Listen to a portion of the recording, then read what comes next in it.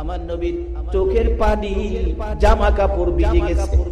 রে জিবরাইল, আমি আল্লাহর বন্ধু বলে, আমি আল্লাহর হাবিব বলে গো, আমি আল্লাহর দুস্ত বলে উহুদ পাহাড় স্বর্ণ বানাইয়া নিচের চাক্কা লাগাইয়া আমার পিছে পিছে ঘুরাবে, প্রয়োজন হলে স্বর্ণ বিক্রি করে আমার চাহিদা পূরণ করব। রে জিবরাইল, আমি জানতে চাই রে, আমার গুনাহগার এতিম গরীব উম্মতেরা না খাইয়া কষ্ট করলে উহুদ পাহাড় আমার উম্মতের পিছে পিছে ঘুরবে নি রে? জিবরাইল বলেন না, আপনার উম্মতের পিছে উহুদ পাহাড় স্বর্ণ হইয়া ঘুরবে না। আমার নবী কান্দে, জিবরাইল রে, যেই বাজেট আমার উম্মতে পাবে না, এই বাজেট আমি রাসূল নিতে রাজি না।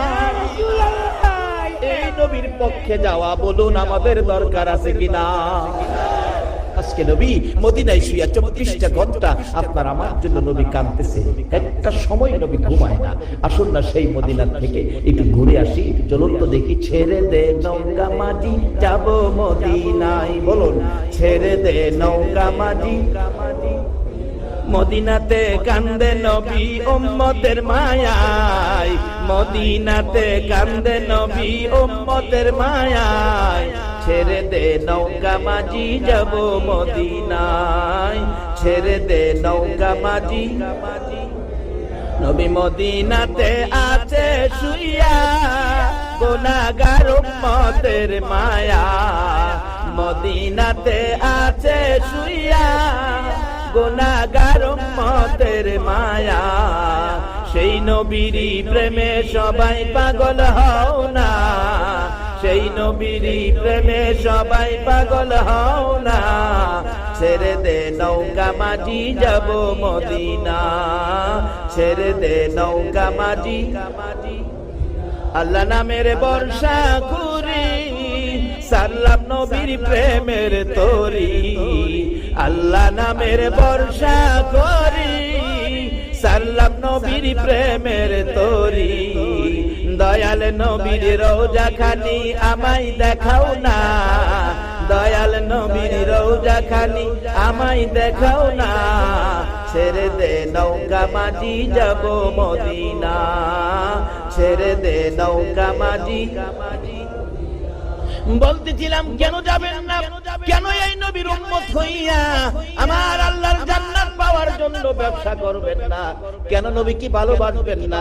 কেন নবীর পক্ষে যাবেন না? আমার আল্লাহ যদি এক নবীর ভালোবাসায় এত কিছু করতে পারে, এই নবীর উম্মত হইয়া নবীর পছন্দের রাস্তায় যাওয়া বলুন আমাদের দরকার আছে কিনা? আরে কবরে গেলে তো এই নবীর রাস্তা দিয়ে যাওয়া লাগে।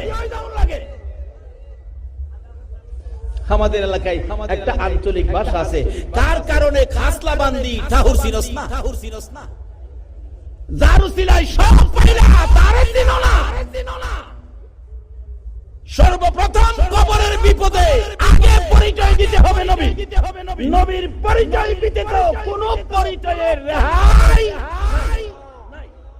কোনো পরিচয়ের রেহাই হবে, পরিচয়ের রেহাই হবে না। সেই নবী যদি আপনার আমার জন্য এত কান্দা কাঁদতে পারে, নবীর পক্ষে আমাদের কিছু করা দরকার আছে কিনা? বলতেছিলাম আমার নবী কান্দে গো, ওই মদিনার পাহাড় নিরিবিলি জায়গায় সেজদায় পড়ে কান্দে। কথাটা খেলা ছিল, সেজদায় পড়ে কান্দে।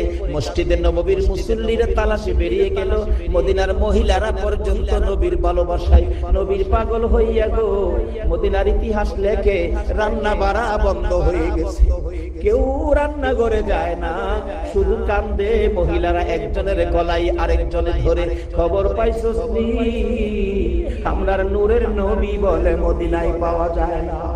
এমনকি মদিনার মহিলারা বলেন, আমাদের কুলের বাচ্চাগুলোকে দুধ খাওয়াইতে চাইলে মা স্তনে বাচ্চাকে দুধ খাওয়াবেন চেষ্টা করে, বাচ্চারা স্তনে মুখ লাগায় না, মায়ের মুখের দিকে তাকাইয়া চোখের পানি ছাড়ে, মাঝে মাঝে ঠোঁট দুইটা নাড়ে, কি যেন বলবেন, মা চিৎকার মেরে রাখে, রে বাবারা বুঝছি রে, কি প্রশ্ন করবি, এটাই বুঝি প্রশ্ন করবি মা গো, আমরা দুধ খাবো না গো মা, যতক্ষণ পর্যন্ত রাসূলের খবর না দিবা।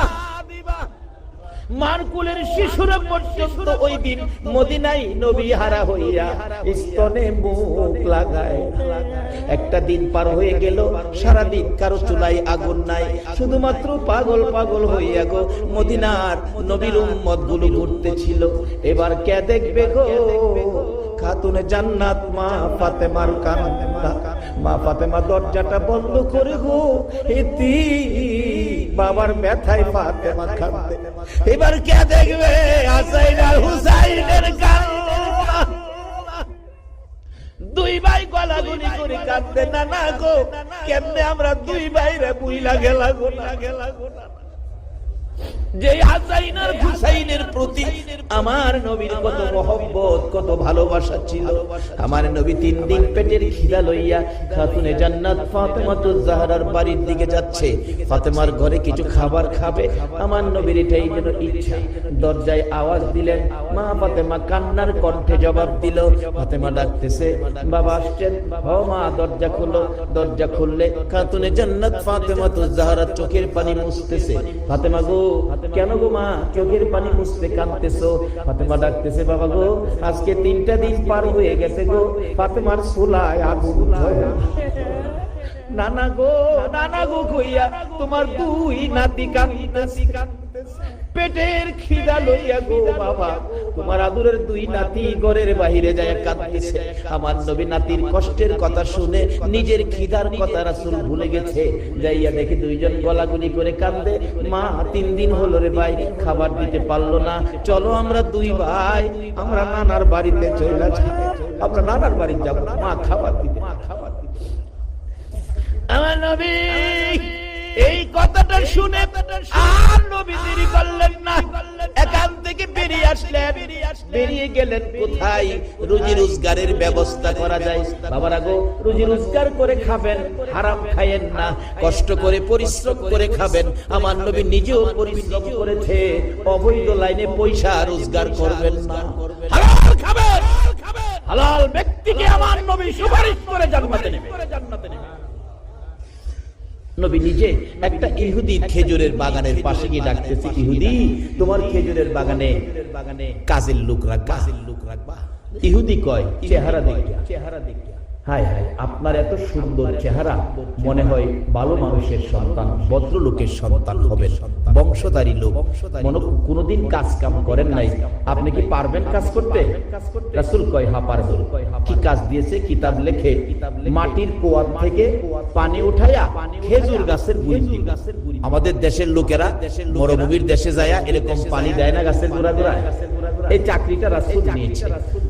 আশিকে রাসূল, আশিকে ওলি।